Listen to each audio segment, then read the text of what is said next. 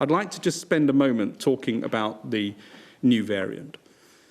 So the new variant, and viruses mutate all the time, but the new variant contains 23 different changes, many of them associated with changes in the protein that the virus makes. This is an unusually large number of variants.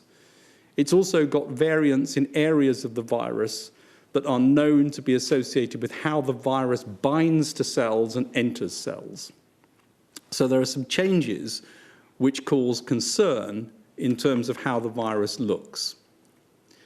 But on top of that, there are three questions that need to be asked. Does the new variant transmit more readily, i.e. does it make an increased chance of spread and growth? The second is, does it alter the course of the disease? Does it make people sicker? And the third is, does it alter the way that the immune system, the way the body responds to it if it's been previously infected or following a vaccine? I want to deal with the first question. There are three different sources of evidence, from genetic studies to frequency studies to laboratory studies, all of which come together to suggest this virus has a significant, substantial increase in transmissibility. And this is also highlighted in this graph, which shows the proportion of all the cases that were due to the new variant. So the new variant was first thought to have occurred sometime in mid-September in London or Kent, and by the middle of November, about 28% or so of the cases in London and the southeast, and slightly lower in the east of England, were due to the new variant. So it had grown rapidly. By the week commencing the 9th of December, these figures were much higher. So in London, over 60% of all the cases were the new variant.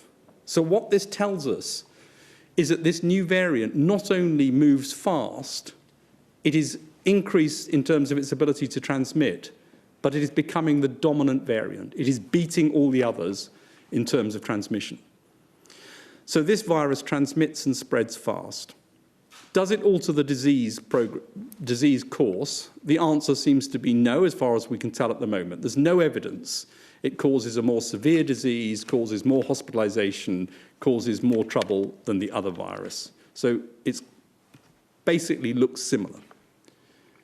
Does it alter the immune response, or is the immune response less able to recognize it? There are theoretical reasons to suspect that some of the changes might alter some of the immune responses, but there's nothing that's been seen to suggest that's the case.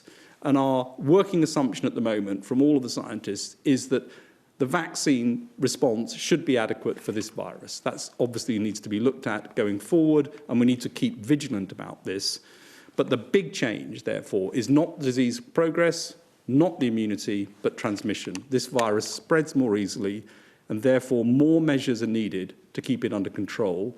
We absolutely need to stick to the basics of making sure that we reduce our contacts, reduce the ability for this virus to spread, and that's the reason that tougher measures are required to keep this variant under control.